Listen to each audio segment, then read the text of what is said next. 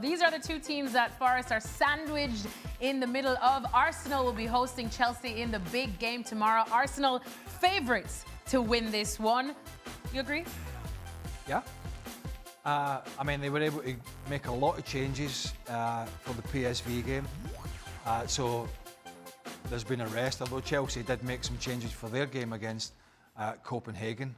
If we have a little bit of Real Madrid-itis about us, we'll say Chelsea haven't got as much rest. Yeah. But there you go, it is what it is, Thursday to Sunday, rather than the Arsenal schedule. But yeah, I mean, with a striker or without, I think Arsenal will be too strong here, to be honest with you. Stevie, can you give Chelsea a case? I can't. I'm trying to figure out where they're going to... You know, we've been talking the last few weeks about where's Arsenal's goals coming from. Yeah.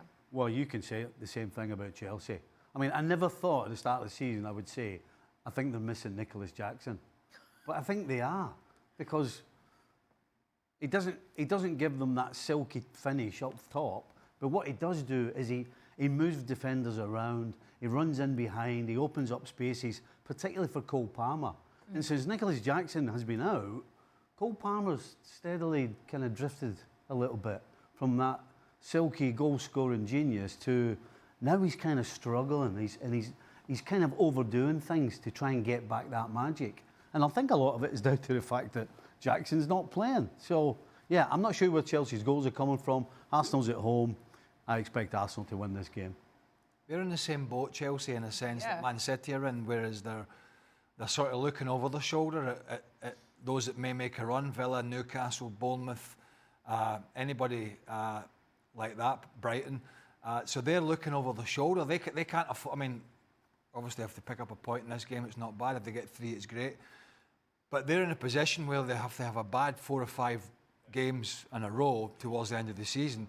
Any team that does that, and you could be out of the Champions League for next season. So it's going to be a nervous time for them. And you do think if they get in the Champions League next year, Chelsea, they will go out. As good as Nicol Jackson was at the start of the season, you'd think if Maresca's in the job, which you would think he is, they'll go out and try and buy a player for that position. You know, Arsenal are looking for one, and Chelsea are definitely looking for one as well. Because, you know, Nkunku was going to be the player that came in initially and do it. He hasn't, if we've been honest. Nicol Jackson's done it at times. But they're definitely going to go and have to spend in this position. But if they don't get in the Champions League, that's a bit more of a worry for Mr. Maresca, I'm afraid. Pressure more on Chelsea for this. Yeah, I think so. Yeah, well, Arsenal know it's done. Arsenal know it's done. Arsenal Mikel Arteta's refused to say it. Walked out of interviews last time after the result against United. Listen, Arsenal players right now are looking to make sure they get in the team for the Champions League games. So that is what they'll be holding on to. I don't think anybody at Arsenal realistically thinks they've got a chance of winning the Premier League. So they'll be concentrating on the Champions League. And for the players, I need to make sure I play well enough that I'm playing. I want to play in the quarter-final of Champions League. So that's what Arsenal players are playing for.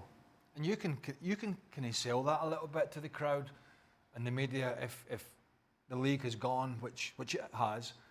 If you could beat Real Madrid, it is Real Madrid, isn't it? If you could beat Real Madrid over the 2 games and you're in the semi-finals of the Champions League, you know, you can say, well, that's progression for us, you know what I mean? And then you're giving yourself a chance. But if they get knocked out as expected, because Real Madrid are going to be the favourites, even though we know they haven't always been great, if you get knocked out there, you're 10 or 15 points behind your biggest rivals at this point in the league, so you've dropped off there. You've gone out the Cup, the Carabao Cup, and out the FA Cup to Man United, a team that was really struggling at the time. That's not going to be a very good look for the manager at the end of the season. So, as Stevie says, it's all eggs in this Champions League basket.